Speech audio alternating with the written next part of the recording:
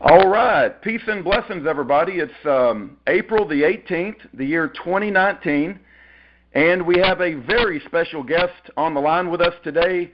The Bible says to give honor to whom honor is due, and the man on the phone with us today is going to talk to us about an event that happened 36 years ago. Now, some of you may wonder why that event is so important and why we need to learn about it, and we're going to discuss that in today's program. This prison ministry has become aware of two prisoners, Scott Fall and Yori Von Kahl, and we advocate for them, and we encourage the listeners to get to know their story, why they have been in prison for the past 36 years. And the man that we're going to talk to today has firsthand knowledge of that situation being the Gordon Kahl situation. His name is Darrell Graf. He wrote a book on this event, and he has firsthand eyewitness accounting of everything that went down that day. And I have gotten to know Darrell a little bit. He has been very gracious. He has been very generous to this prison ministry, donated 20 of his books free of charge, which we plan to get to prisoners. And we are very grateful for Darrell cutting some time out of his day today to discuss the Gordon Kahl event. And Darrell, welcome to the call, and thank you for taking some time to talk to us today. Well, thank you very much. Looking forward to our conversation. Great. Well, Darrell, I got to tell you, I learned about Gordon Kahl because we have a prison ministry, a Christian prison ministry in Texas, and I was discussing various prisoners on a program, and somebody told me to go look into the case of Gordon Kahl and learn about Scott Fall and Yori Von Kahl, who have both sat in prison for 36 years, and that started a whole domino chain of events. I didn't realize what a big event Gordon Kahl was at the time it happened, and let me just share with you some of the resources that I have found out about, and you can tell me if there's even others and how big of a deal that was at the time it happened. But I know that you wrote a book called It's All About Power, and you wrote that with your co-author, Steve Schnabel.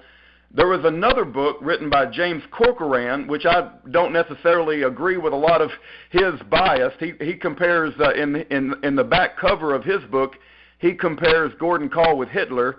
And then there's also another book written by Yori Von Kahl called A Writ of Habeas Corpus. And then there's another book called Death of a Patriot by Andy Mell, the story of the martyrdom of Gordon Kahl. And in our prior conversations, Darrell, you even informed me of a fifth book, and there might even be more, called There Was a Man. I think it was written by Capstone Turner. I've tried to find that book, Darrell, and it typically goes for over $109, and sometimes I've seen it for over $200. I guess it's out of print and considered very rare. But there's also movies made about Gordon Kahl. I think it was called the Manhunt, or the North Dakota Manhunt, or maybe you remember the title, but they even made a movie of the Gordon Kahl situation. Yes, it was back when an outfit called Patrick Kaufman Entertainment was doing some Sunday night movies or whatever for NBC, and it was called Manhunt in the Dakotas. Manhunt in the Dakotas, wow. I think Rod Steiger, if I remember correctly, he might have been, he played Gordon Kahl in that movie. Yes, he did. Okay. And I've also seen YouTube clips where Phil Donahue, of course, when I was growing up, Phil Donahue was one of the main talk show hosts. He would be interviewing people about the event. I think James Wickstrom is probably even alive today. I would imagine he's kind of up in age. But this was a big deal. And for our listeners, why was it such a big deal, Darrell? Why do you think this caught the nation by storm, and why was it such a big news event at the time? Well, at the time, while it was happening, I didn't realize it would be a shot heard around the world. And then one of my friends that was in the Marines in Okinawa called up and says, "Hey, I read about you in the Stars and Stripes." So it definitely went around the globe. It was a one-of-a-kind deal. I'd never heard of anything like this going on before, where rather than a planned apprehension or a seriously planned operation or apprehension, or a something besides a conference table setting, to get a guy like this to come in and discuss it with him and see what could be worked out. And this turned into a fiasco if there's ever been one. Yeah, it sure did, Darrell.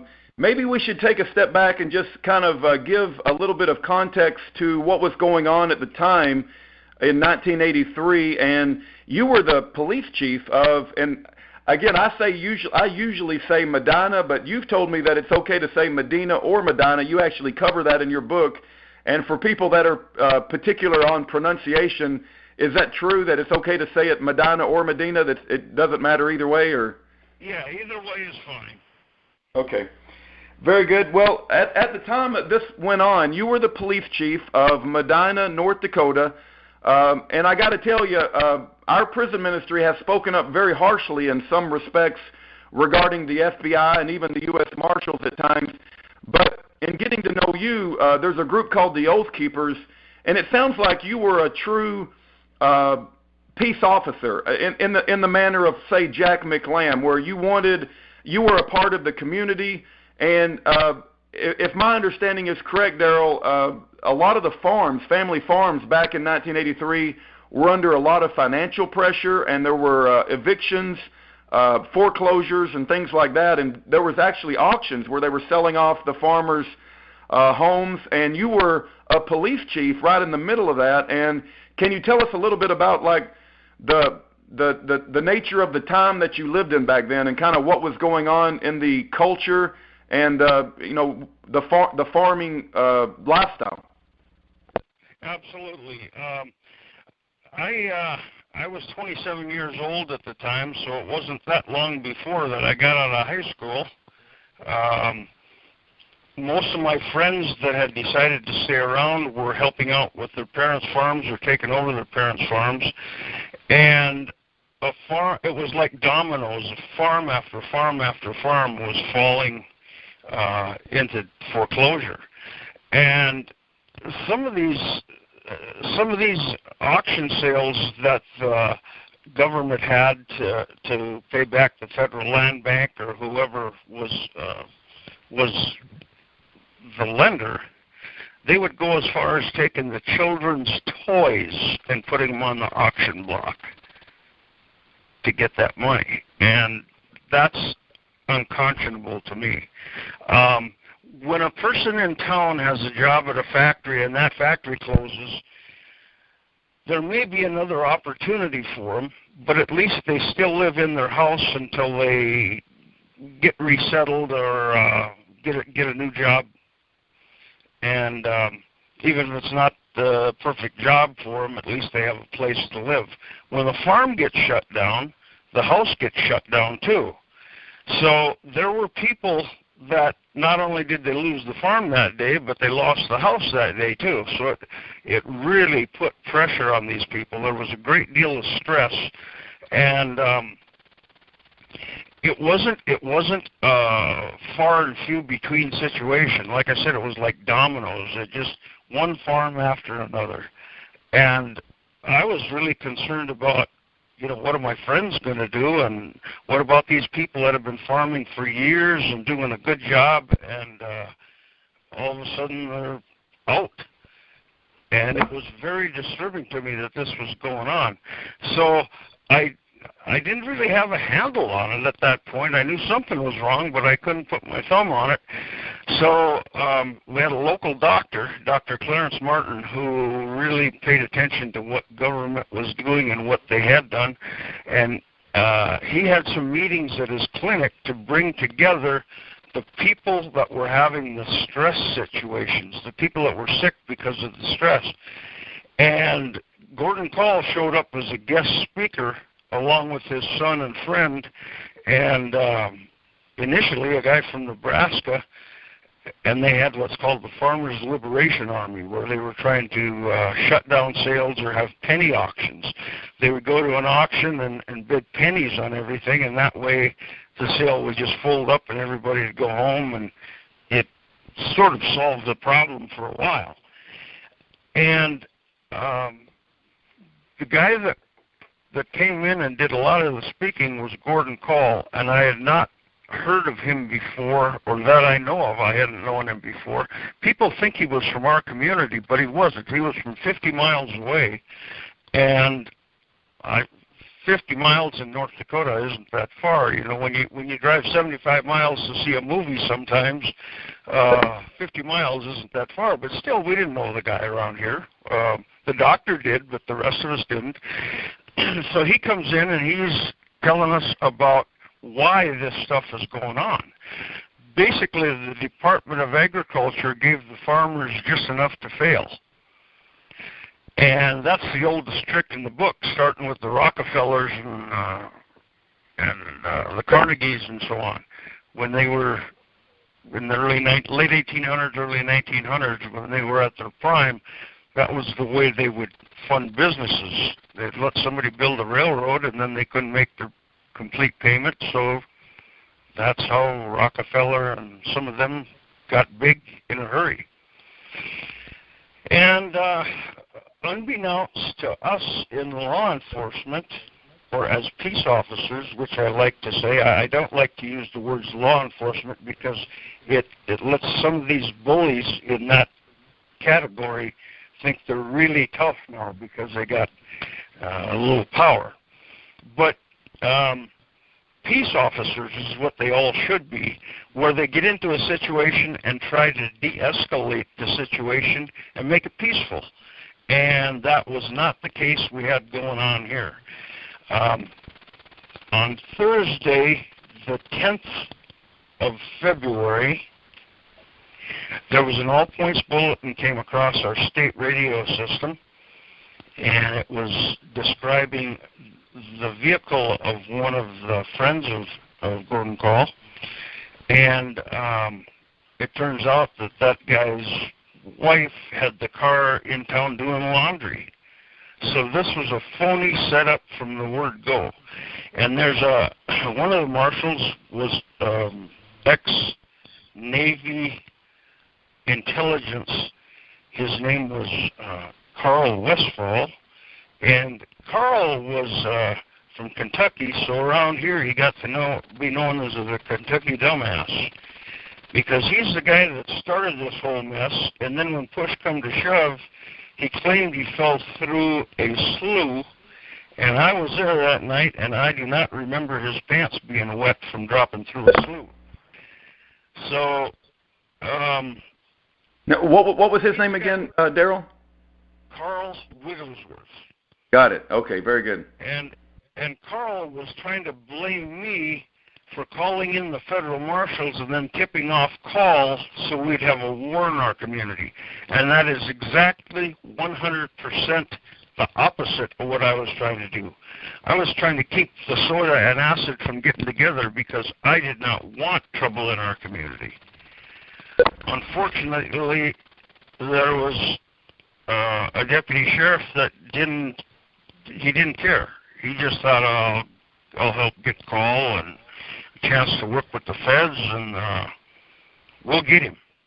Well, maybe it would be good for the audience to hear some background on what led up to February the 13th, 1983. Let me, because I know that Gordon Kahl had spent, he was sentenced to prison for a year. I think he spent like 8 months. He actually served time. And I want to also discuss, I want to make sure the audience understands, not only was there foreclosures, and it was a very tense time for the family farmer, and the banks, were taking control of a lot of these farms that had been passed down from generation to generation. I don't know if I ever told you this, Darrell, but my father grew up on a dairy farm. I did not, but he did grow up on a dairy farm, and he would tell me stories about there's nothing easy about dairy farming because it don't matter if it's Christmas or Easter or your birthday or your anniversary, those cows got to be milked. And so my grandfather, I was always under the impression, I never got a chance to meet him, but I was always told he was one of the hardest working men ever, and my father talked about the hard work of a farm and lifestyle. And your book starts off with the story of Don Mcgrath, who was a well-liked and respected family man, farmer, and pilot, and he refused to pay like a $39.65 air tax, and that was just one example where they came out and confiscated his farm equipment, and he ended up getting in a shootout, and they murdered him. And so this was very tense times where the government is moving in and confiscating these family farms that had been in the family for generations, and it just seems like it was, just a very tense environment, and a lot of people's lives, were at stake, and they were being destroyed once the foreclosures happened and people were having to move out of their homes. And this had been something that had been going on for generations. So I just want to make sure people understand that. And then the other thing is Gordon Kahl, he's often referred to as a tax protester. I believe there was he got on the TV in Texas, in Midland, Texas, and if I'm not mistaken, the name of the program was, I think it was Taxpayer Rights versus IRS Power, and Gordon actually spoke out against the IRS, which is a big no-no in today's society because they will come after you and make an example of you, and it seems like that was done to Gordon. But can you give us a little bit of history of how Gordon spoke out against the IRS on television, what happened to him, and how he felt maybe his life was threatened, and he made the statement he's never going back to prison? Yes, I sure can. Gordon was working the oil fields in Texas, and he had this racist handle hanging over his head, and he was not a racist. He was a separatist, but a separatist was a common thing. In fact, in the 1940s, North Dakota had a law that a white could not marry a black, and if you were 1/8 black, you were black, and it was a product of the times. Well, the rest of America, for the most part, moved from that attitude, or at least up north here, they did. I can't say anything about Mississippi and Alabama and so on.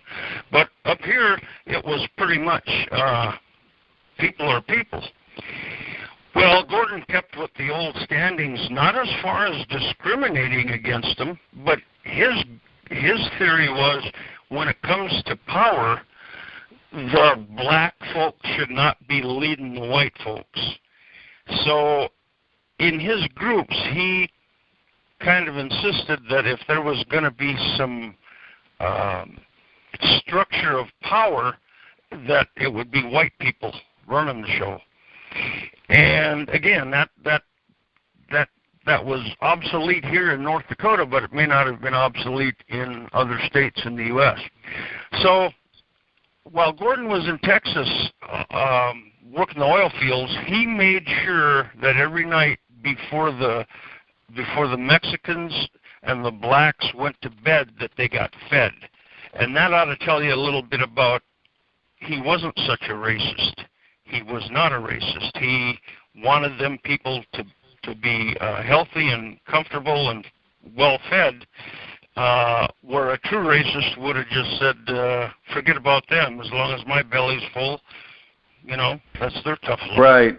So, let me jump in here real quick, Darrell, and you're absolutely right. Anytime you try to read something about Gordon Kahl, if it's from the Southern Poverty Law Center or some of even the mainstream news, they paint him as a virulent racist in order to justify, I guess, the violent behavior, the violent act that happened. That whatever we do to Gordon, it's okay because he was a racist. And the movie that was made, I think you had mentioned this earlier, but can you tell us like the first line of the movie in order to paint this agenda, in order to paint Gordon Kahl as this virulent racist?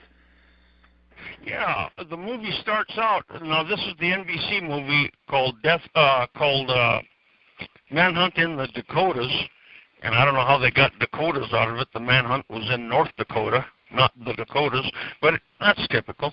Anyway, the movie starts out with Gordon being released from prison in Leavenworth, and the guard happens to be a colored man. And it starts out where the first phrase is something like, "A nigger is just a nigger." And it was just to fire people up about Gordon being hostile towards people of another color. And it wasn't that way. It wasn't that way. That's nothing he would have said. I wasn't at Leavenworth when he got out, but that was not his. He knew they were children of God too. Yeah. It seems like it's pretty common for media to demonize the targets of certain belief systems, political belief systems, in order to justify the actions taken by government against them. But so Gordon went on the television in Midland, Texas, and he spoke out against the IRS, and they targeted him, and he spent some time in prison. And there was concern from Gordon's perspective that he had given his friend in prison a heart attack and died, and Gordon thought that they were also trying to kill him, not only from a heart attack by giving him foods in prison that would cause him to have a heart attack, but there was also an incident with a plane crash, if I remember correctly, as well. Yeah, the plane crash. I went to the FAA and visited with them specifically, and they said the type of plane he had a fuel cap on the wing, and it was recessed. And he said that type of plane was known to get water in the fuel cap area that would eventually seep into the fuel tank, and the end result of that was water in the fuel. And when the FAA reported that to Gordon, he agreed with them. He agreed that was likely the case. Got it. So, but getting back to when he went to prison. Okay, after he gets on the TV in Texas with these other folks telling people you don't have to pay your taxes, that really rubbed some people wrong in government. And he had a hearing in front of a judge named Sutton, I believe, Judge Sutton. And Gordon tried to use the Bible and his history, his historic knowledge, to convince this judge that he wasn't guilty. And the Sutton says, "Well, I'm the God of this courtroom." And Gordon got sentenced to jail along with one of his friends named Reinhardt. Reinhardt got sent to Stafford, Arizona. Gordon got sent to Fort Leavenworth, Kansas. While in prison, neither with a history of heart attacks. Gordon had one and made it through, and then he suffered another one and made it through. His friend Reinhardt had the first one and died. And as far as Gordon was concerned, the government was trying to get these two thorns out from under their saddle. And I wasn't sure to believe that because I didn't know Gordon. But the more time went on, the more stuff he said became very believable. And it wasn't like he was trying to preach his message to get people to believe him. He would just talk about things, and when you added up 2 and 2 and got 4, it wasn't surprising. In fact, it was quite logical. So right before the trial, they sandpaper you when you're a witness before you go into the trial and so on. And the United States attorney that was going through my portion of the case said, after he got done with me, he said, "Have you got any questions?" I said, "Yeah, what about Gordon's heart attacks?" And he said, "You keep your mouth shut about Gordon's heart attacks." And that right there told me that it was true. Wow. Had it not been true, why would they have cared if Gordon's heart attacks come up? So just to clarify, the prosecution team during the trial of Yori Von Kahl and Scott Fall were, preparing you for, witness testimony, and they instructed you, don't bring up Gordon Kahl's heart attacks. That's not something that they want the jury to hear about. That's right. That's right. And whether it was because it was true or whether they just didn't want to have the jury confused about one other aspect of this case, I don't know. But I do know that I did believe what Gordon said after I heard that statement. It was like, oh boy, it's the way it is. And, yeah. And it's very sad when a father, husband, grandfather gets thrown to the wolves because he has the right message in his heart, but there's other people out there that he called, the enemies of Christ were the ones that were out to get him. The ones that fell for what our government was pulling on people, one thing after another. So Gordon was a very likable guy, a very intelligent guy, as a historian, if I've ever met one. There wasn't a teacher I had in school that could have held a candle to Gordon as far as history, U.S. history. There just wasn't. This guy was on the ball. He knew what was going on and lost his life because of it.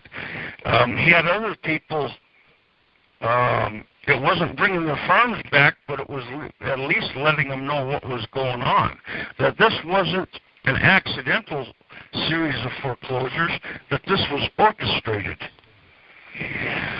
So, as that was going on and people were learning, later on, between these meetings, this all points bulletin comes out, and all of a sudden, people like me that knew who Gordon was but had no idea there was a warrant out for him, we were now advised, and for the Marshal Service to put out a warrant, and the all points bulletin clearly indicated, do not attempt to approach this person, consider him armed and dangerous, and all the stuff you typically hear when there's somebody very dangerous out there. But the bottom line was this. When an all points bulletin comes across like that, what it does is make the little evil beaver cop that's still a patrolman and wants to work his way up the ranks, that's just an invite for him to go out and do what he can to round up this bad man and make a name for himself. It's kind of like throwing gasoline into.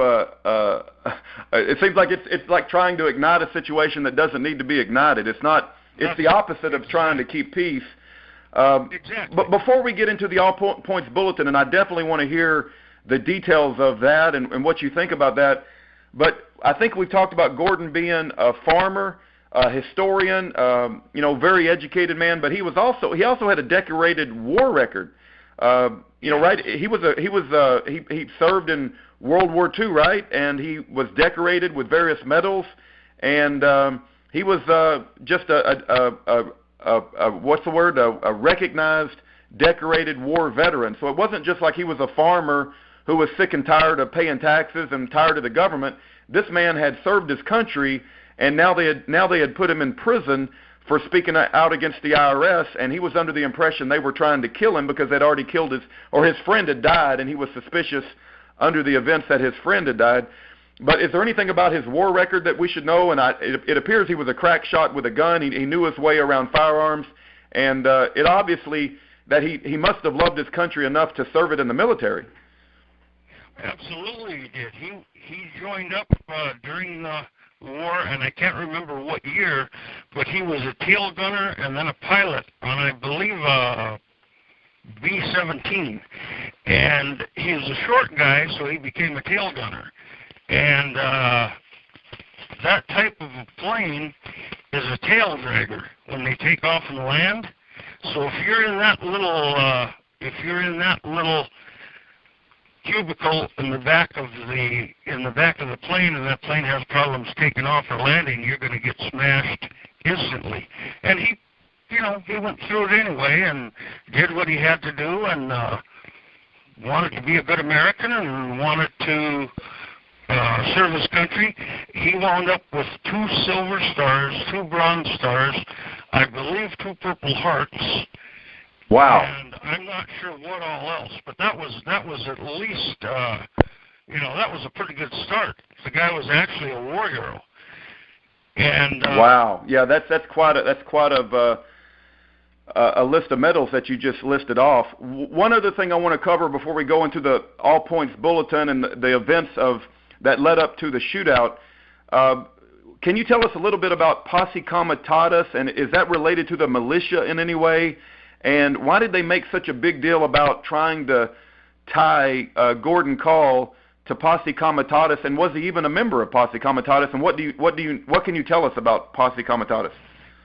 Well, that was another way of making Kahl look like this horrible KKK member.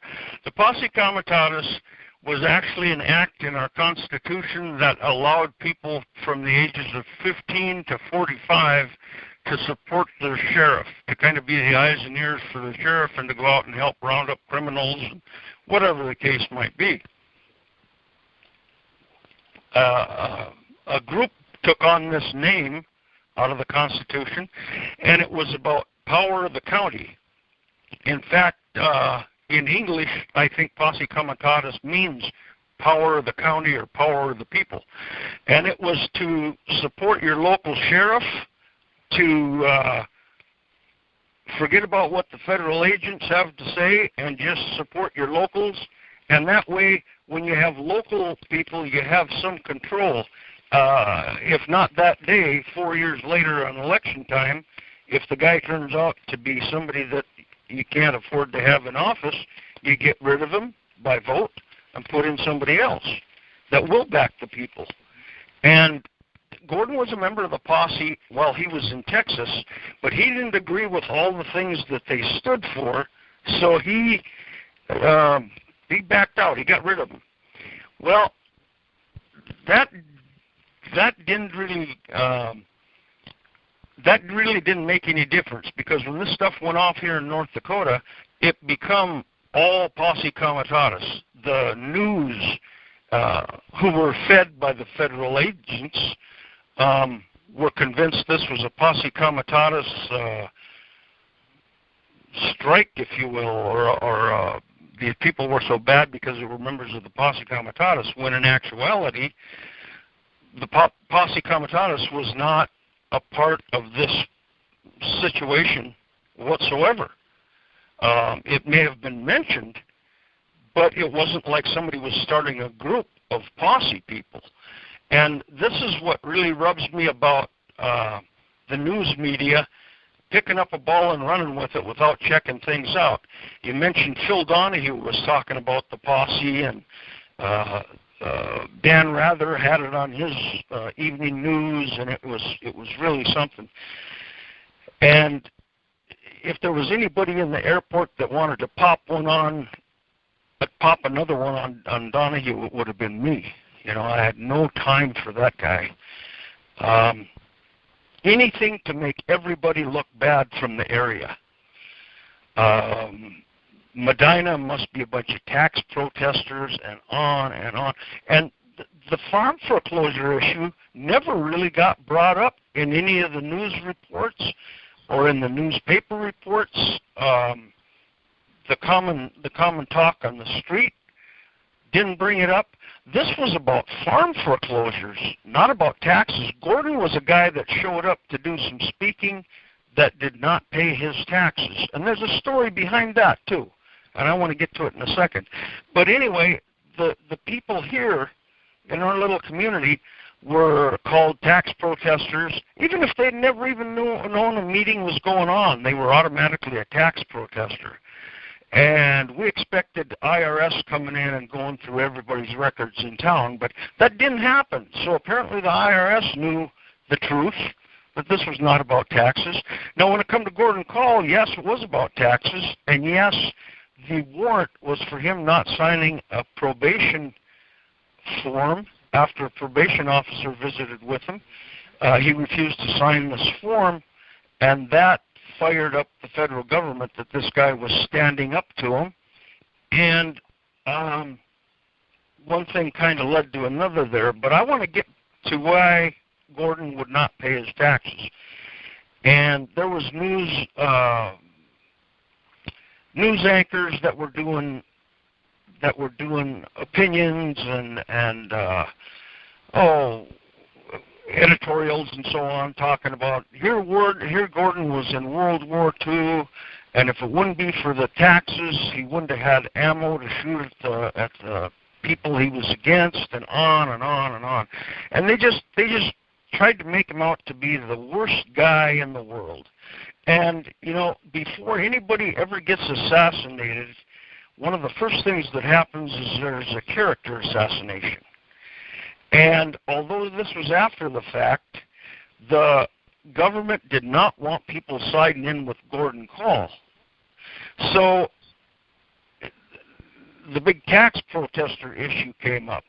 But let me tell you why. Gordon was 100% against abortions. And he knew that some of his the money he was paying to the federal government in income tax, some of the money was going to fund abortions.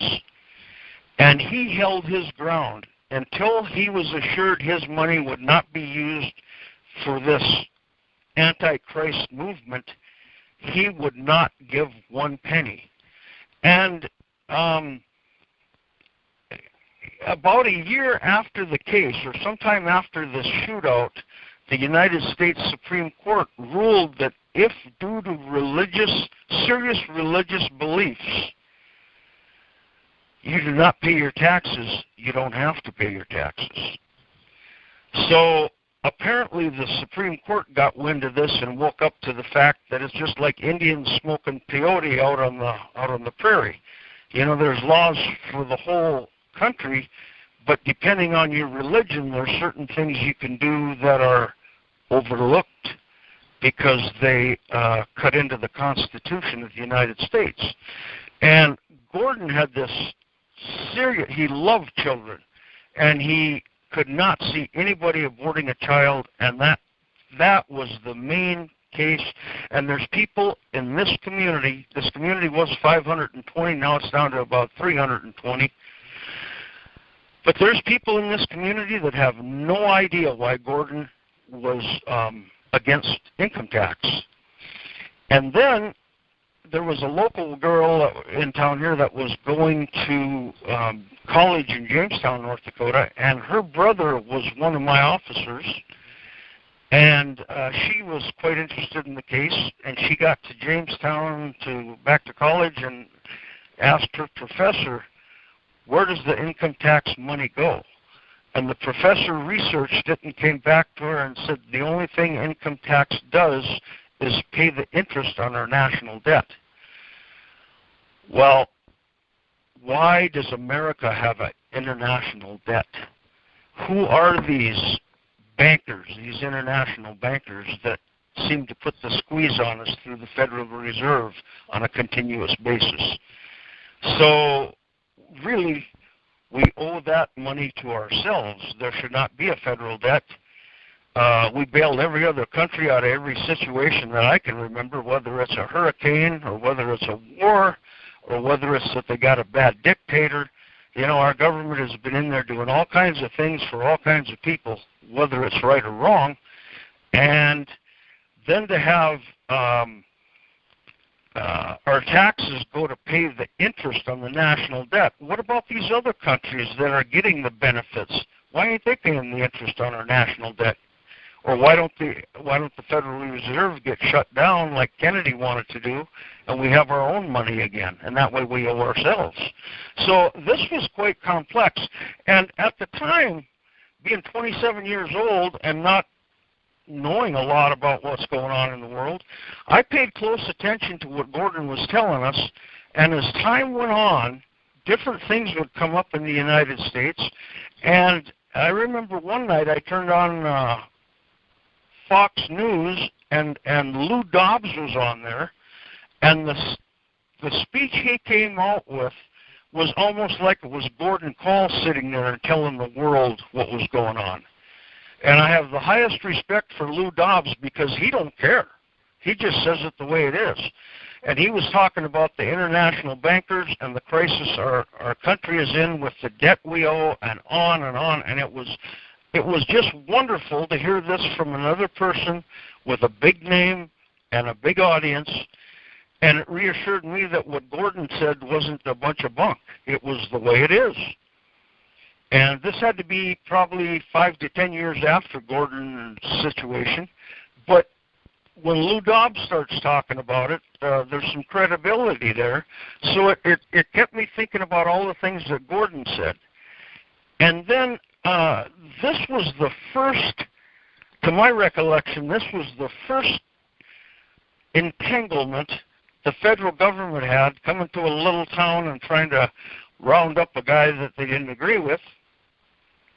And after that was Whidbey Island, Washington, where there was a white supremacist that was out of line or being accused of acting out of line, and I don't know much about that story, but it's called at Whidbey Island, Whidbey Island. And some of the same tactics used on Kahl were used on him. After that, it was Ruby Ridge, Idaho. After Ruby Ridge was the Waco incident in '93, so 10 years had gone by. And I talked to one of the people that was a member of that Branch Davidian outfit named David Thibodeau, and he says, the stuff the news is telling you is a bunch of bunk. And I said, well, I can relate to that. And he says, Koresh was not doing anything illegal with the youngsters that were there. You know, they were talking about how he was a child molester and all this kind of stuff. And as David Thibodeau said, that's a crock. Koresh was not involved in that stuff. And then the Oklahoma City bombing came along in, I believe, 95 or 6. And then after the Oklahoma City bombing, it was 9/11. And then after that, it was the Lavoie Finicum case in Oregon about 3 years ago. And Medina, right here, was the first one of these fiascos, and every one of them could have been diplomatically handled. You know, when another country like North Korea gives us a rough time and threatens us, we don't go to war with them instantly. There's sanctions, and there's diplomacy, and there's meetings, and there's all kinds of ways to do things with them without getting a war started. And the people in our own government went against our own people because of a difference of opinion. And that bothers me to no end.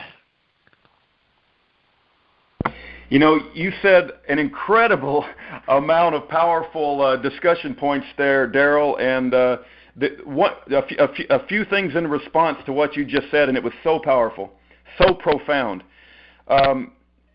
I would throw the Montana Freeman in that mix as well. When you mentioned Oklahoma City, Waco, Ruby Ridge, Gordon Kahl, I would throw the Montana Freeman. I think their situation occurred in 1995.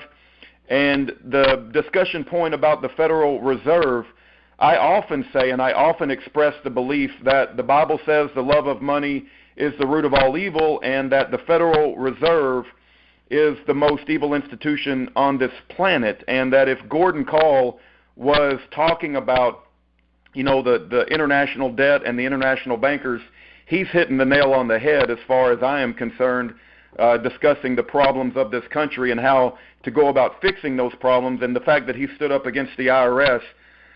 And you mentioned the mainstream media and how they demonized him. It's interesting because in the typical slang and jargon of our society, you hear the word pig. When the word pig is used, typically it's somebody referring to a cop. Let's just be honest, right? But you use the word pig in your book to refer to the mainstream media, which I am totally in agreement with, because I see that they lie and they put out biased information. I believe they just outright, you know, fake news, which I'm so grateful that topic has come up recently, because they just outright lie and put forward a narrative and a story that is not true. And this all started back with Gordon Kahl. This has been going on for a long time, and the story And the lessons that can be learned from Gordon Kahl so much applies today if we can just learn these lessons and try to drive our country, I believe, back to biblical values, back to freedom and liberty values. But I want to talk a little bit about, just to make sure I'm clear, Darrell, this original charge that Gordon spent a year in prison for, was it because he would not sign an IRS form? Was his original charge, the fact that he just would not sign a form? Do you remember the exact charge he went to prison for initially? The exact charge he went to prison for was failure to file taxes, and then bragging about it on TV. And his wife has said that he never owed taxes because he never made enough money to pay taxes. So that's kind of an interesting situation that he's going to prison for failure to file taxes. And I believe I've heard his wife say that he never owed any taxes. And so he was shot, right? And then he gets out of prison. My understanding, he gets out of prison. Obviously, that affects him a great deal. And he has a good relationship with Bud Warren. I don't think we've talked about Bud Warren, but I believe Bud Warren was a U.S. Marshal in his district, and Bud Warren had went and talked to him a few times, and was there a situation where he had failed, or they had claimed he had broken parole or probation where he didn't check in properly, or how did he get in trouble again after he got out of prison? Well, first, yes, Bud Warren was the U.S. Marshal during the Carter administration, and when Reagan got in, they picked a Republican, and they happened to be this guy named Kenneth Muir, who was the marshal for the District of North Dakota. North Dakota is unpopulated enough to where we only have one federal district for the whole state. So Bud Warren got replaced by Muir, and they were the opposite of friends. And I mean the opposite of friends, 100% the opposite of friends. For instance, when Muir got in, he took this ex-marshal who lived right close to the Fargo community and transferred him to Grand Forks. So he had to drive back and forth from Grand Forks continually to be with his family. And it was just honoriness, absolute honoriness, just to make life tough for somebody that he replaced. Bud Warren told Muir that this is a touchy case and has to be handled very gently. And Muir says, "You were Marshal, you handled it your way. Now I'm Marshal, I'm going to handle it my way." And Warren did the same thing I did that day, and that was refuse to get involved. Well, after Gordon, the reason that a warrant came out for Gordon was he had some kind of probation or parole, and a probation officer would go out and visit with him.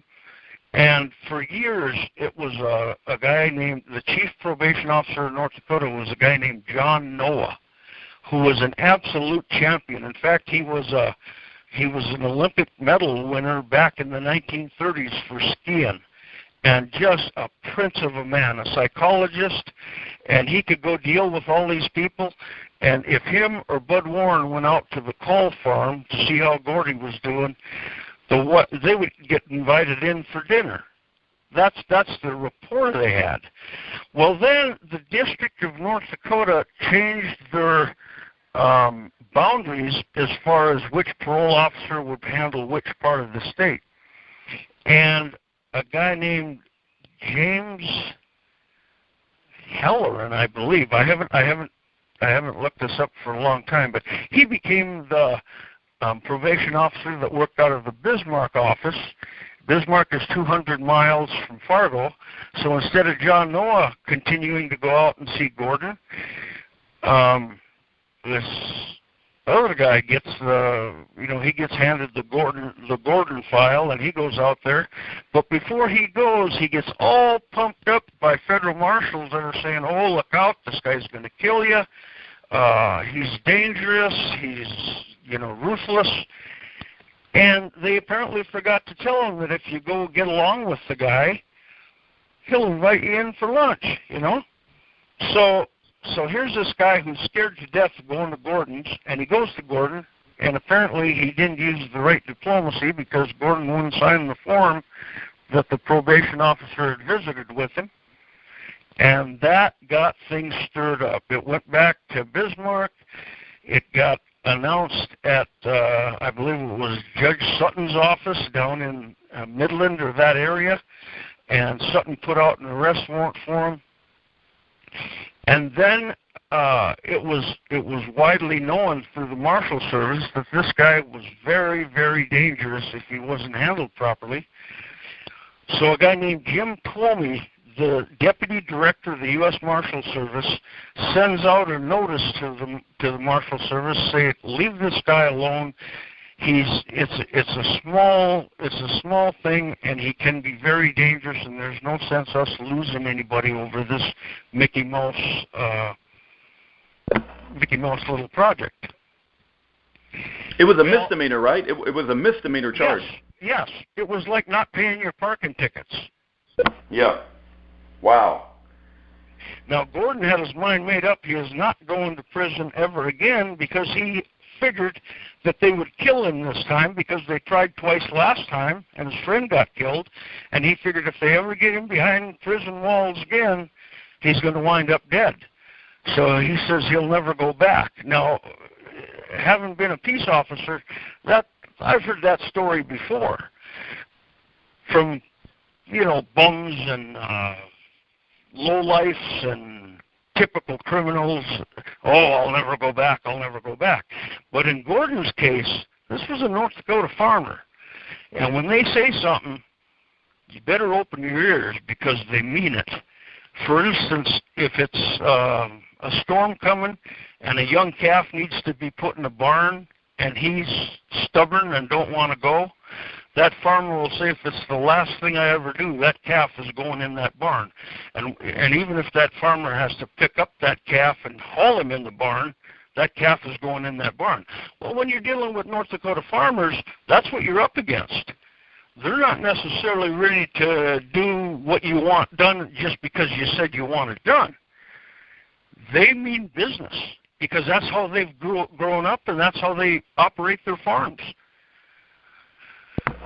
So, it was a deal where if I'm going to do it, I'm going to do it. And Gordon carried a Ruger Mini 14 with him wherever he went, and it was because he wanted the world to know he is not going back to prison so they can kill him. He's going to stand up and fight whoever comes after him.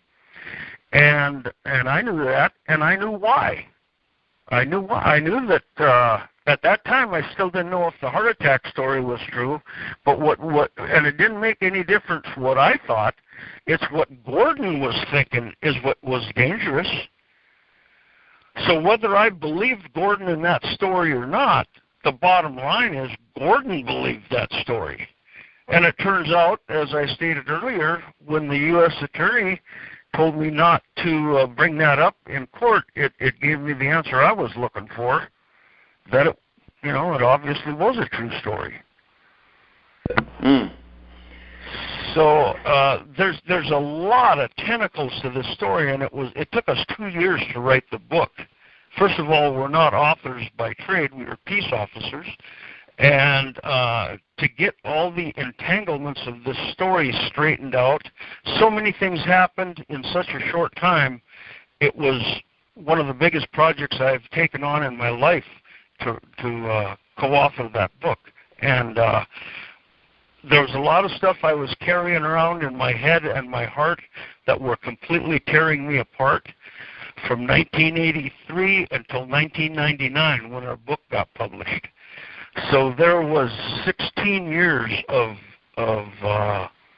depression, anxiety, post-traumatic stress disorder, which I still suffer greatly from. I have to take pills every morning or I wouldn't be balanced. It's a very difficult situation. And then the news took every chance they had to blame me for this incident. And it was like, why didn't you go out there and help them? Well, there's a couple of reasons for that. One is I knew that this was going to end up, it would be one chance out of 100 it would end up in an arrest. 99 chances out of 100 there'd be dead people laying around. And the way people were going about this situation, It was unnecessary, asinine, and incompetent. Our sheriff's department would not get involved, although one rogue deputy did get involved with them. My department would not get involved with them, except when my right-hand man came back from a National Guard drill. They were calling to ask for directions, and he went to give them directions, and they put a shotgun in his hand, so that's how he got hornswoggled into this mess, or he would have stayed away. And he took a bullet through the leg, and the deputy sheriff got his trigger finger shot off, all by Gordon. So after the event, they wish they would have listened to me, but that isn't what the news had to say. They had every terrible thing they could come up with about me being too scared to go out there. Why would I send people into a situation I wouldn't go into? And not only was I a peace officer, I still am a firefighter, and at that time I was president of our local ambulance service and a rescue squad captain, and I would never send anybody into anything that I would not go into myself. That is just not my character, and everybody that knows me knows that is not my character. But the people in Nebraska that are listening to the news, they have a whole different view of this. Like I was scared to go in, but I sent my people in. No, absolutely false.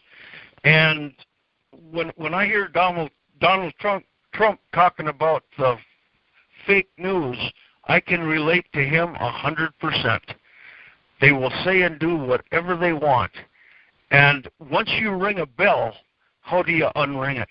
Once the story goes nationwide of what a coward weakling you are for not getting involved in this, how do you unring that bell? And the answer is you don't.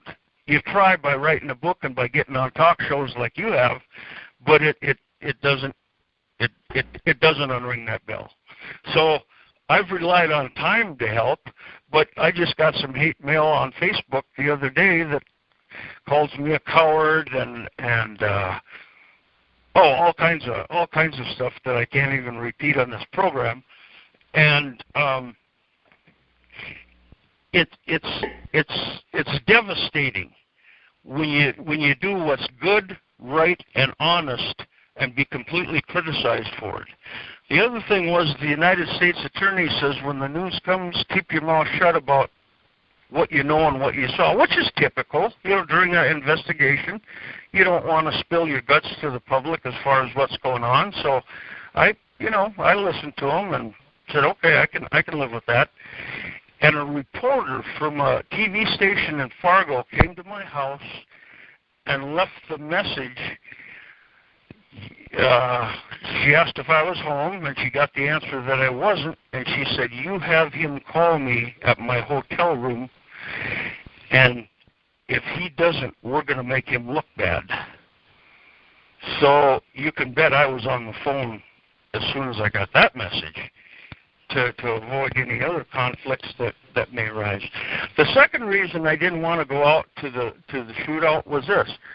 Gordon obviously knew me from the farm foreclosure meetings, but to my knowledge, I had never worn a uniform or anything that resembled anything to do with being a peace officer at the meetings. Not because I was trying to be an undercover agent for the Salvation Army or anything. It was just that I was in street clothes. My parents had a farm fuel delivery company, and I was driving a fuel truck, and that's probably what I wore to the meetings was my Standard Oil or Amoco fuel clothes. At any rate, I believe that had I gone out there, what may have ended up in a peaceful situation, that 1%, Gordon would have saw me and thought, you must be a Fed, and he would have took my head off first thing. So I figured I may cause a shooting just by being there. So I had a lot to think of that day, and in with thinking all of that, the first group of marshals goes to meet the deputy sheriff that are watching the building where the meeting is going on, and they have really no idea what Gordon looks like or what he's wearing. And my officer, Schnabel, went to help the other two marshals, the Kentucky Dumbass and the U.S. Marshal for the district, Kenneth Muir. He goes to give them directions. They put a shotgun in his hand, and the next thing, they got a roadblock set up in the community by the railroad tracks, which was about 3/4 of a block from a trailer park. And you look at the people that live in trailer houses, it's generally young parents with young children. And when young children see red lights flashing, they're going to go investigate what's going on. And one of the people that met me at the fire station that day, as I was organizing some troops to be ready with the ambulance and the rescue squad in case this went bad, one of the guys looks out the door and says, "There's 2 police cars down at the railroad tracks." And I looked out that door, and I got on the radio and immediately told them, "Get that roadblock out of our community." And the Kentucky Dumbass says, "Well, there's no avenues of escape between where they're going to turn and our railroad tracks." Well, I grew up here, and I know this town like the back of my hand, and there was 5 avenues of escape between where they would have turned and where the railroad tracks are. So that tells you how off the wall this federal agent was. And he should have stayed in Kentucky. He probably would have made it there. But he organized this whole mess. So the marshals agree, okay, we'll move out of town. And I says, there's lakes on both sides of the roads right north of town. Go about a mile north, there's a vacant farmhouse, and it's on a hill, so if you're parked on the road for a roadblock, you won't get smashed from behind by another vehicle coming over the hill because you're sitting on top of the hill. And I expected these guys to be sharp enough to go hide behind that old house until the Kahl folks were on their way up that road and well out of town, and then pull out on the road and set up the roadblock and do whatever they had to do. But no, they sat on the hill with the red lights flashing. So Gordon and his group leave our community, and there's a hill right at the community, and they see the red lights flashing on the road, blocking the road ahead of them, 0.8 of a mile. So they make a quick U-turn, and it was right into a farmyard. And I wasn't even thinking that farmyard because I didn't think these people would be the kind that would sit on the roads with the red lights flashing when they wanted to surprise this guy. So all of a sudden they got another family who just had a little child, I think within weeks of this incident. All of a sudden they're in the middle of this mess. So the Kahl cars stop, and the people get out and form a triangle so each one can watch each other's back. And that was, they never taught us that move in the police academy, but since that day, I've learned a lot. When there's 3 people and you're out to get them and they form a triangle, you best go home and replan this thing. But these guys didn't. It took the chief marshal and the Kentucky man 8 minutes to go 0.8 of a mile to get up to where the action was. And there was screaming on the radio about, "Get down here. We're looking down the barrels of these guns. These guys are close to us. Get down here and help us. Get down here and help us." And that went on for like 8 minutes to go 0.8 of a mile. So I knew at that point that the chief marshal was completely over his head in what he was trying to do. Absolutely over his head. He hadn't thought about this. So he finally gets down there, and everybody's at a standoff, and all of a sudden a deputy marshal that was with the deputy sheriff runs over and bangs the shotgun stock of his shotgun on the hood or on the roof of Gordon's car, and it made some noise, and then the first shot went off. And it's still unclear as to exactly who shot first. I have my opinions, but there's other opinions, so I'm going to withhold mine.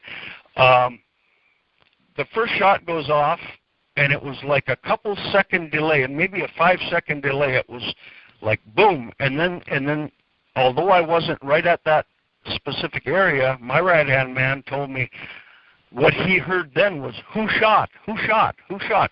Everybody's kind of looking at everybody else, asking who fired that shot. And nobody knew. So then all of a sudden, everybody opens up. And for about 20 to 30 seconds, it was bang after bang after bang, and pop after pop, and, you know, shotguns, rifles, pistols going off. And at that point, I knew this is not going to end in an arrest. It's going to be that 99% figure I had given it. Now, I'd never had anything to do with the United States Marshals before.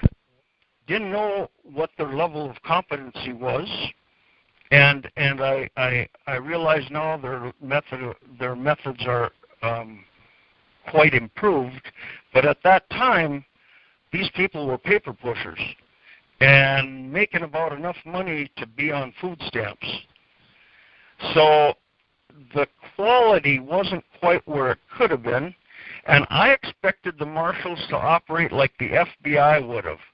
The FBI would have parked behind that house if they would have operated this way to get him while he's in his car. They would have stayed behind that house, and when the car got within a couple blocks of the house, they would have jumped out on the road, aimed at the car, brought it to a complete stop, and said, Gordon, get out with your hands up or we're going to kill you. And Gordon would have got out with his hands up, because there was no way on a surprise like that he could have ever got his rifle ready and up against the windshield and started shooting at people. That car would have looked like Bonnie and Clyde's, but the FBI would have had their man and it would have been over with. Well, I was sure found to be wrong that day, because it turned out this was totally inept. And having graduated from the Police Academy in North Dakota in 1976 and not having been involved in many of these incidents, there aren't that many of these type incidents in our state, it was a rude awakening to me. And to be blamed for it, to be blamed for that level of incompetence, has been like if somebody reached right through my chest and grabbed my heart and pulled it out and stomped it while I was watching. And that's how I feel today yet. Yeah, I'm going to just interject, Darrell, right here, that I'm a man of faith. I'm a believer in the Lord. And I'm just going to say this, right? In John 15:18, it says, if the world hate you, you know that it hated me before it hated you. And I'm going to also say this, Darrell. There's a group called the Oath Keepers. I don't know if you've ever heard of them, but they have a declaration of orders they will not obey. And, you know, they've got a whole list, right? But the first two are, we will not obey any orders to disarm the American people. We will not obey any orders to conduct warrantless searches. And from my perspective, Darrell, and all of these haters that, you know, write to you on Facebook or say whatever they say to you, I don't get it nearly as much as you may, but we have our own set of haters, and these people are always going to exist, and I wouldn't give them a second thought, because I believe, Darrell, that it took more courage, right, for you to do what was right that day and to try to handle the situation in a peaceful way, and that you knew the details of the situation, and it was the feds who came in who pushed and almost instigated all of this mishandling of the arrest and mishandling of the instigation of violence. And I just want to say that there are some people who have a brain, who have some common sense, and think that, you know, people like you are the type of law officers this country needs a whole lot more of. And so I certainly don't want you to pay any attention. And, you know, I don't give any credence to these haters, and there's always going to be those types of people. And I admire your actions that day, and I think you did your utmost best to ensure that there would not be any shootings. I want to go back to one of the things I recall reading from your book, It's All About Power, and one of the lessons learned, if I recall properly, is you said that you were told not to talk about the event, and so you kind of, you know, being that you don't have many events like this, you kind of followed that line of reasoning, but you had these reporters, you know, call you up and say, if you don't give us the inside scoop, we're going to make you look bad, basically threatening threatening to, defame you and slander you in the media. So it seems like the whole situation was just an absolute mess. And one of the lessons learned, if I recall correctly, is you stated that the best course of action is to talk about it and to say what the truth is right from the beginning, even if it's a little hard to do, because there are people that have lost their lives. There are people that have died that may not have been acting with the best competent mode of operation. And so you certainly don't want to speak about Kenneth Muir or even others that have actually lost their lives in a negative tone. But at the same time, if the public isn't getting the real truth, the media fills it in with all this garbage and lies, and then it can end up being a very negative situation where people just don't get the truth out. So I just want to ask you, are you still of the opinion that when something like this happens, the best policy is honesty and just say the truth regardless, because the media is going to spin and lie every time they get a chance? Yes, it is. And the first thing they hear is what they're going to believe, because that's the first thing they're going to broadcast, and then they can just add to their broadcast and add to their broadcast and add to the broadcast. Had I not listened to the United States Attorney, I was smart enough where I knew there's certain things you can say and certain things you can't say, and I acknowledged to a radio station right after this happened that yes, we've had some shootings in town and some peace officers are dead, and we don't know the conditions of some of the other people. So I was very gentle about what I said. I didn't say anything about the investigation, but you have to tell them something, or they're like dogs that if they come and ask you a question and you don't answer it, they're going to go to the biggest trash pile they can find and try to get their garbage out of there and broadcast it. And one of the examples I have is one of the reporters, and like we had Chicago Sun-Times here, and we had the NBC big boys here. This wasn't just a small local event. This was a big deal for our little community, and I'm still quite hated as a result of it for obviously setting up this mess, which I was doing the opposite actually. But when they would come to me and I wouldn't give them the information that they were asking, they would go to the bar and find the town drunk and ask him what's going on. And that became gospel. Wow. Yeah. Yeah, it's so typical of mainstream news. They want to sensationalize everything to get a bigger audience and to be popular with no regard to the accuracy and truth of the events. That's exactly right. Exactly. They will say and do anything they want to.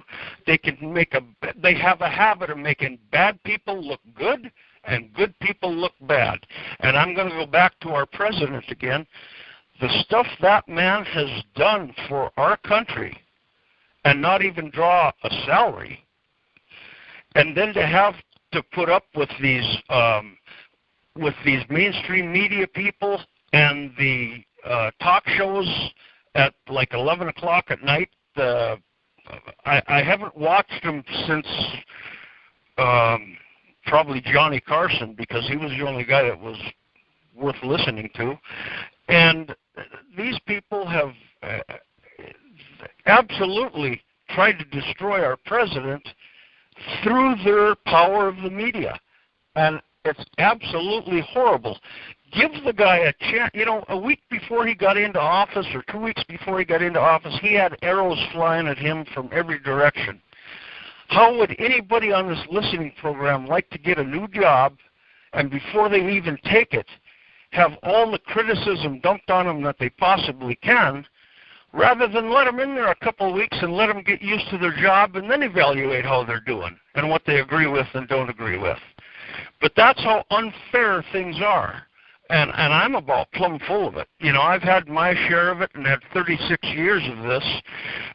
But you're right. The Bible says exactly what you quoted, and I have thought of that a lot, and I think of the stuff that John went through, getting thrown in the lion's den, and one thing and another, and it's like well, things could be worse.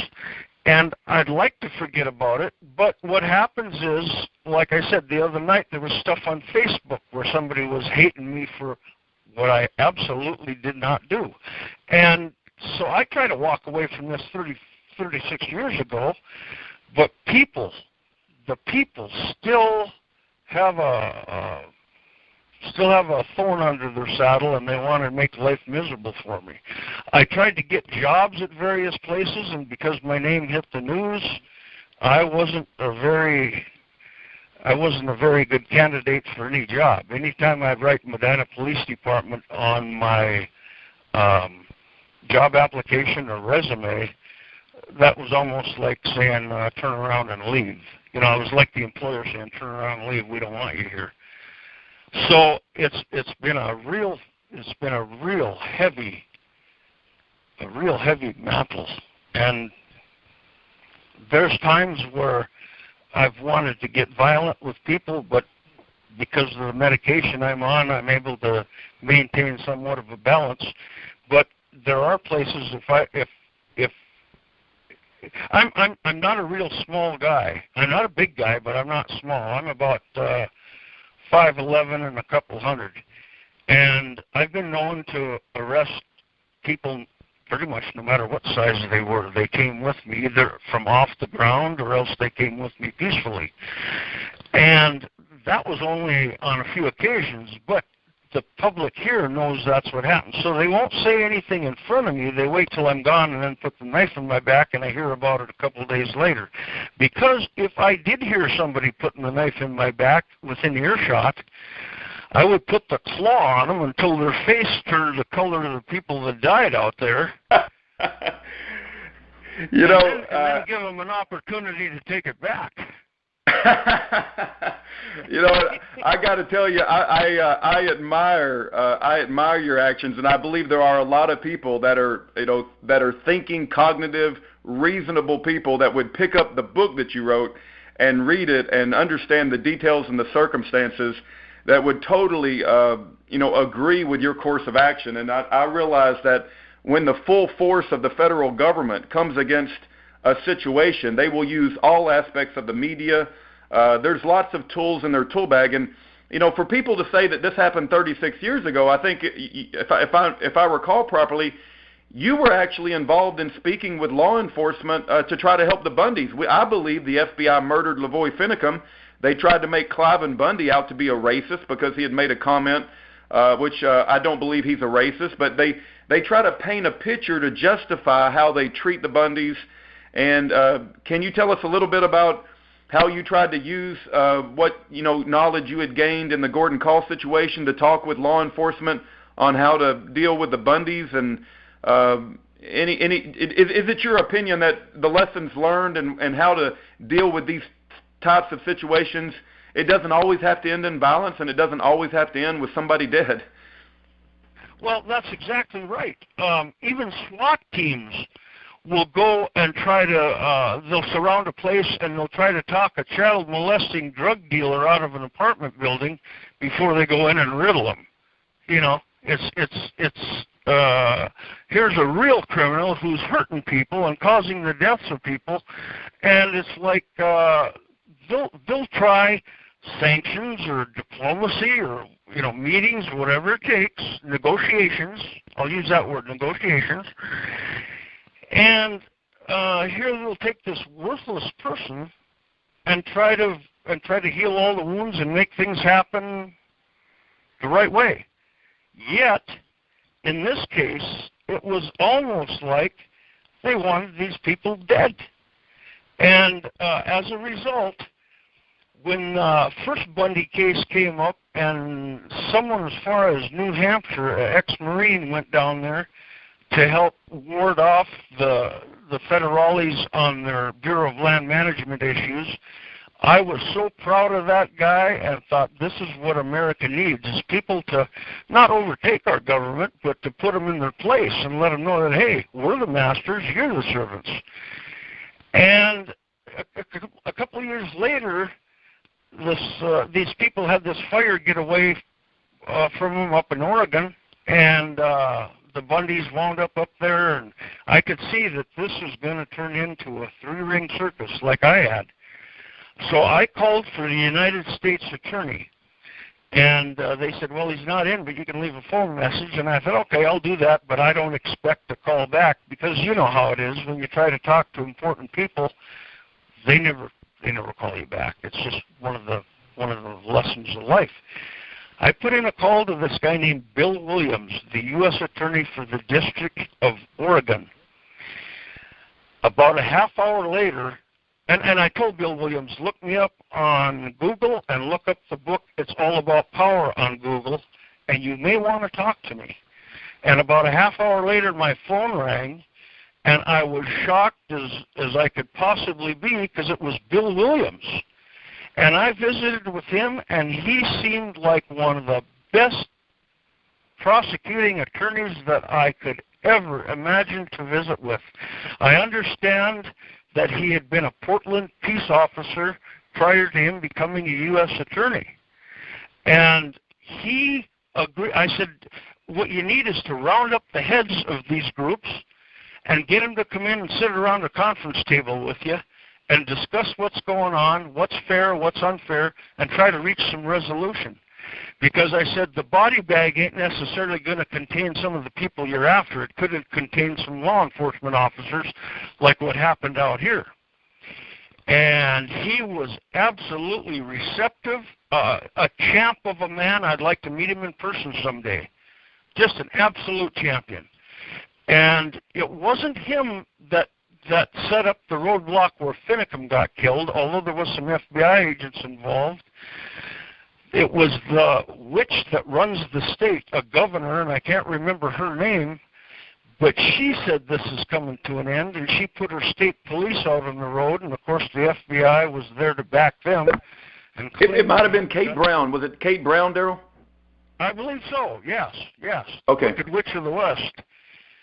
To not be able to see into this thing when she's got armed people on both sides, and the protesters were actually going over and visiting with the FBI people and shaking hands with them.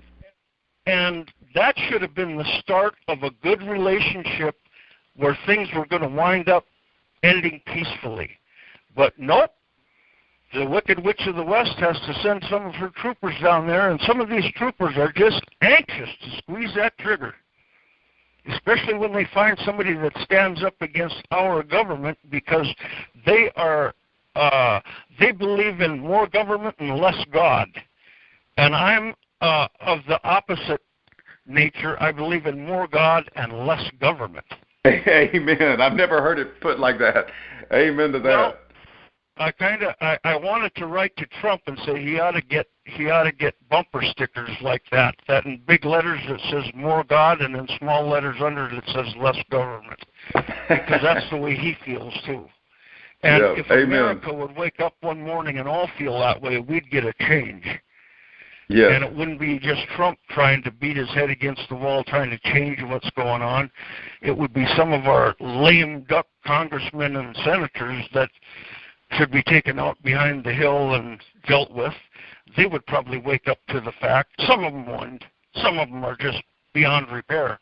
But I pay pretty close attention to what's going on in that regard, and I have the highest respects for Trump, because had Trump been president back in 83, I don't think this thing would have ever came through, and if it would have, whoever lived through the situation with the Marshal Service would have found the unemployment office the day after.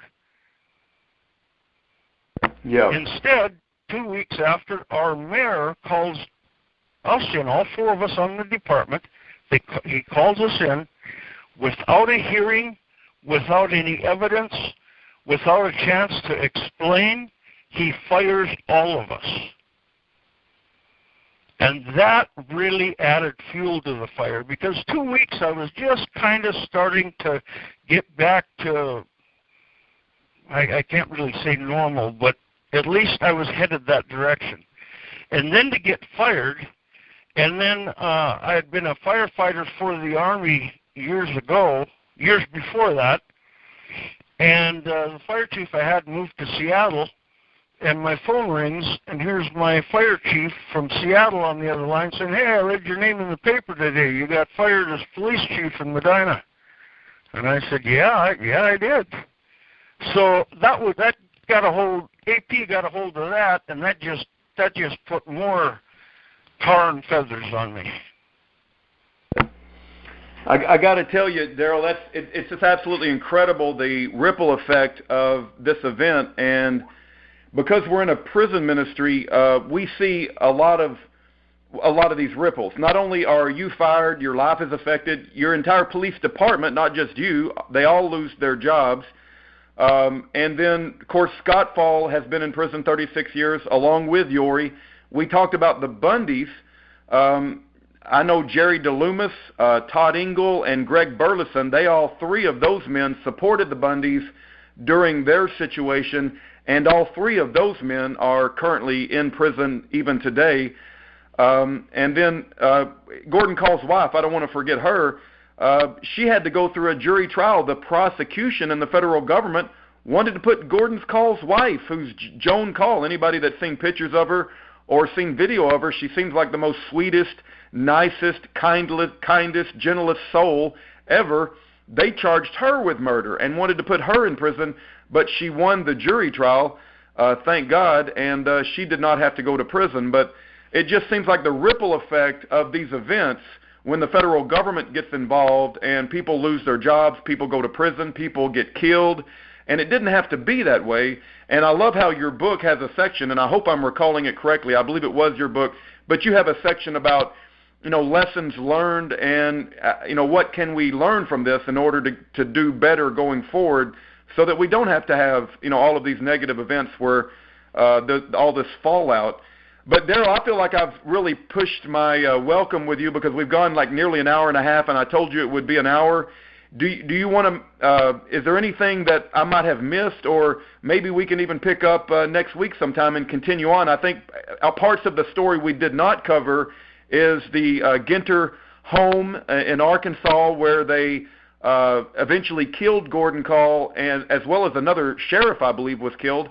And you might want to fill us in on that, and there may be some other aspects that we might have missed. Or if you want to continue on, I have some time as well, but I didn't know what your schedule's like, and I don't want to push my welcome, because you've been so gracious with opening up and sharing all these details. But I'm open either way, whether you want to continue now or we can continue a part 2 next week. Well, what I'd like to do is continue on the last comments you made, like about Mrs. Kahl and the ripple effect, and then if we could do the Gordon escaped to Arkansas. He got through every roadblock there was and escaped to Arkansas, and that's quite a story in itself. And if we could leave that till next week, that would be wonderful. You bet. As far as Mrs. Kahl, I've had excellent grandparents, although they've been gone for quite some time now.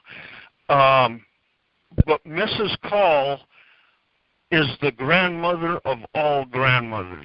She is the sweetest, most upbeat person I have ever met in my life. And for her to go through losing a husband, having a son put in prison forever, and now one of her other sons who was working the oil rigs in near San Diego, a piece of equipment broke last year and hit him in the chest and killed him. One of her daughters died of suicide after this mess, and one of them died of a heart attack about within the last 10 years.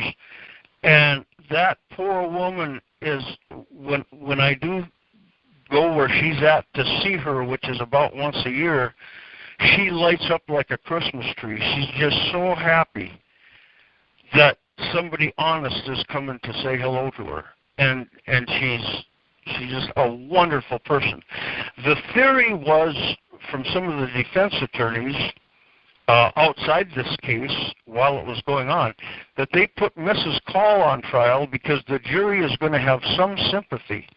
And if they put her on trial, they figured the jury would be sympathetic towards Mrs. Kahl and let her go, and that would leave all the heat to go on the other people that were involved.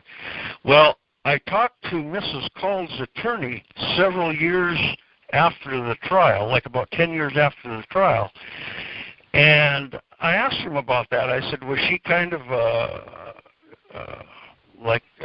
somebody to take up the sympathy that the jury may have had? And he says, no way. He said they wanted her in prison as bad as they wanted Gordon in prison. And he told me about the dirty tricks that were pulled to get her in. They wanted her in, but the jury saw through it. And next week we can also probably talk about what some of the jurors had said after the fact, that if they had to do it again, they would have voted not guilty. Yes, that is powerful, and you've got some of the affidavits of those jurors in your book. That let's save some good stuff for next week, but that is very powerful. And what your knowledge is of what went down at the Ginter home in Arkansas, and then Darrell, I just can't tell you thank you enough for opening up with us this morning and sharing all these details. I think that there is an incredibly important lessons to be learned here, and I wish that our country had more law enforcement.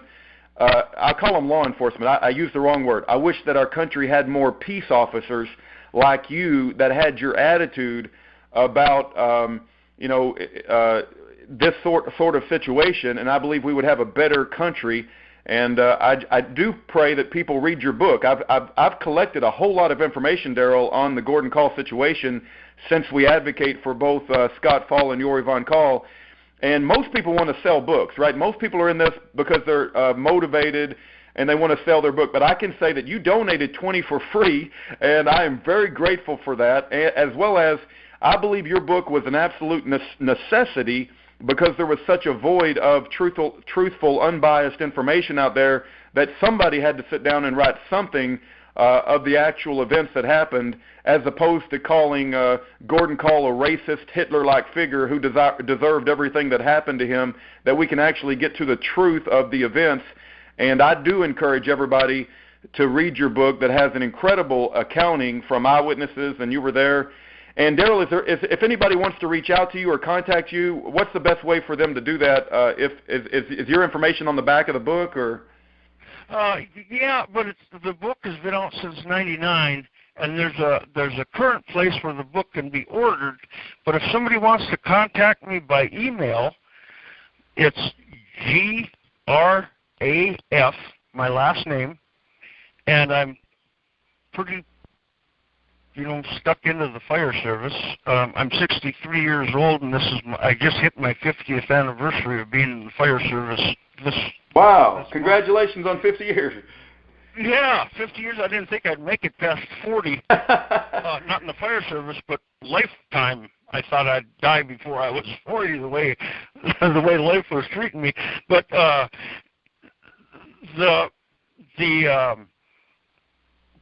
my last name. And then fire, GRAF, take out the second F and put IRE, GRAFIRE, at D as in dog, A as in Adam, K as in King, T as in Tom, E as in Edward, L as in Lincoln, .com. Graphire at Dactyl.com, and I'll be happy to answer anything that I can. Now, you talked about ripples, and I want to share one more story. First of all, I love these kind of programs because they're gentle. I'm not dealing with somebody on the other end that's trying to trick me into saying something that's not true or that's difficult to prove. It's just a wide open forum. One thing that broke my heart was I had an aunt and uncle that would come into town to play pinochle with my parents about every Wednesday night all through the winters. They were farm people, so in the summer they were busy, but in the winter, that was their Wednesday night, kind of like a Wednesday night getaway was to come to town and play pinochle. So this was going on for years, and once they heard all the bad stuff I did, they completely pulled the shades on my parents. They wouldn't come into town anymore to play cards. They stayed away from them. And then About a week before our book came out in 1999, 16 years later, they finally showed up at my parents' house. And I have, to this day, I have some issues. The guy was my uncle, the gal was my aunt, and they couldn't even pick up the phone and call me and say, tell us what happened.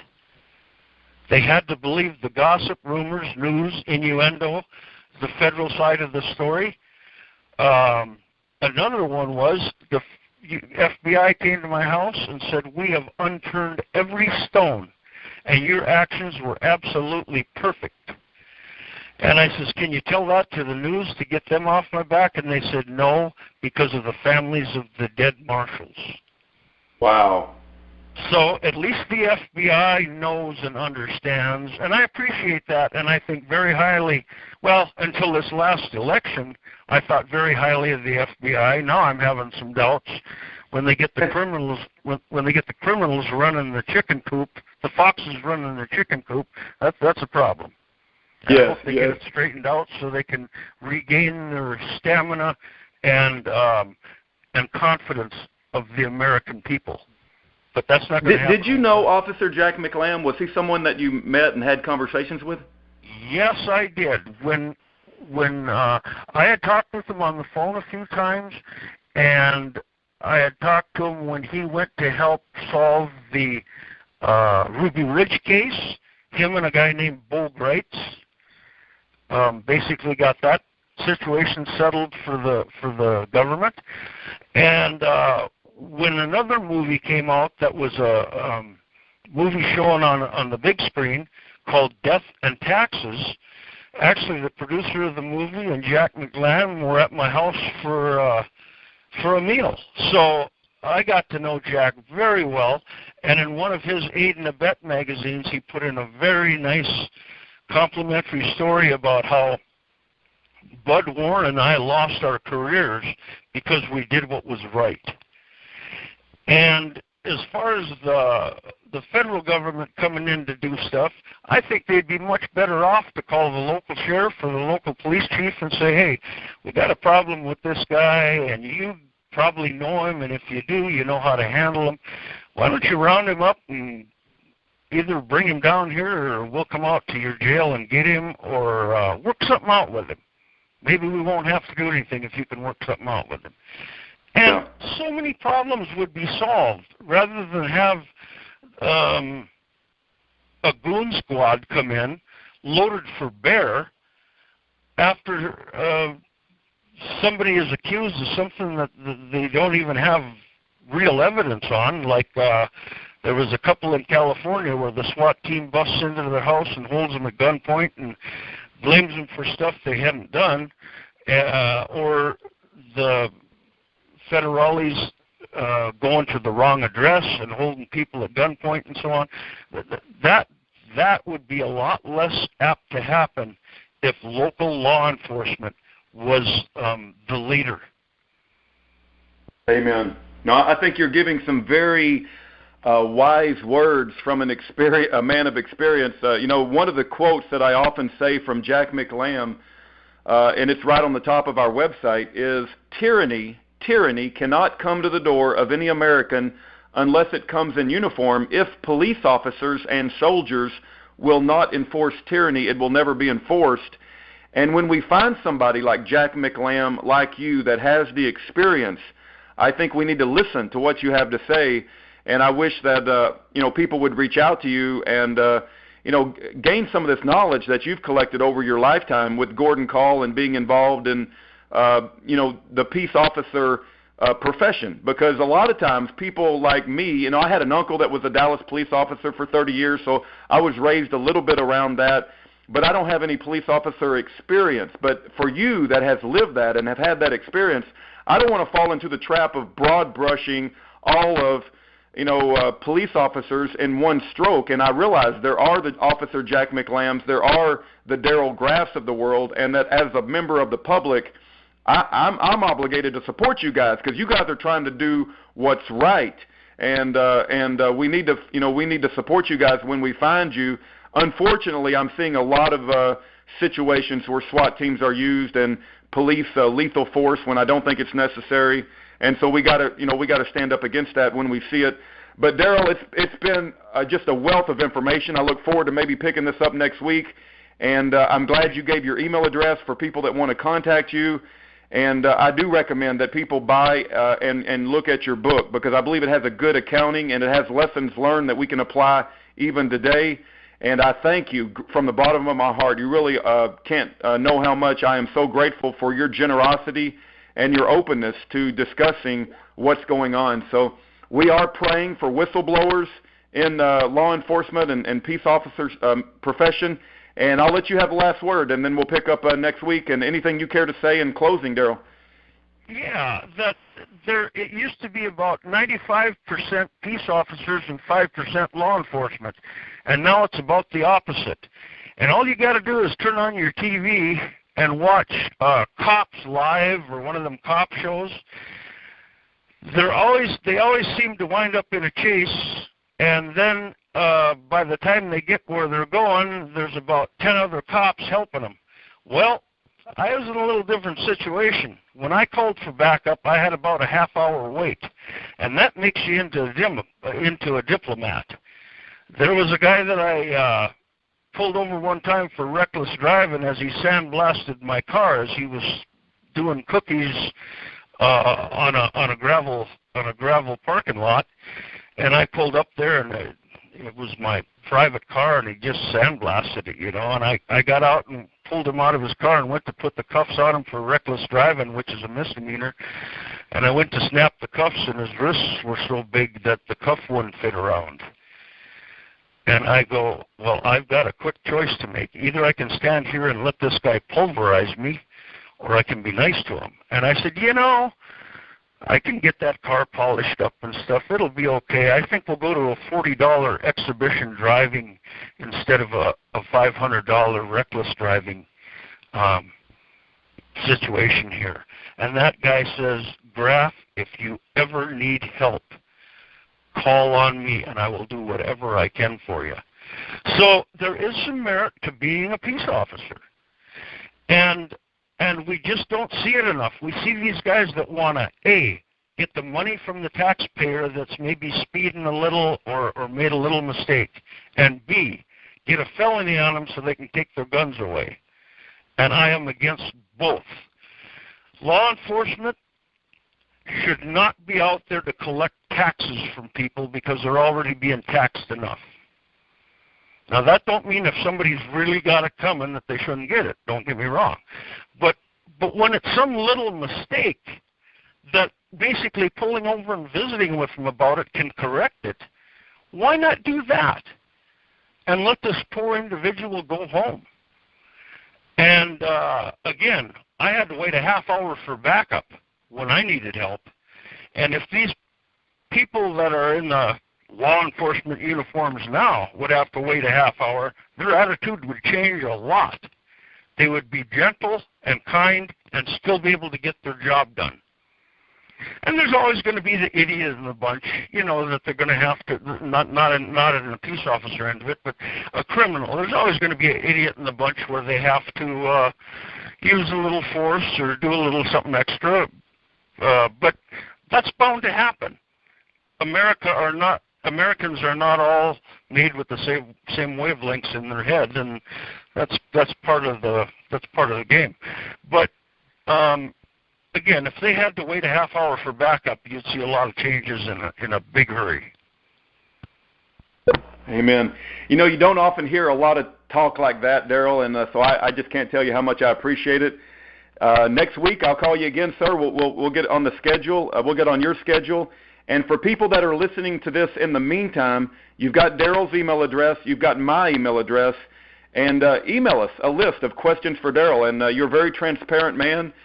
Next week, we'll talk about the arrest and killing of Gordon Kahl in the Ginter home in Arkansas, maybe the movie Death and Taxes, and maybe some other subjects that we can bring up regarding this situation and how we can improve going forward. So thank you so much, Darrell. You have a great day. I will reach out to you, and I thank you for your time, sir. And you have our prayers and our blessings, and we're so grateful. thank you so much, and the Lord willing, I'll be here next week, and we'll finish up on this. That's wonderful.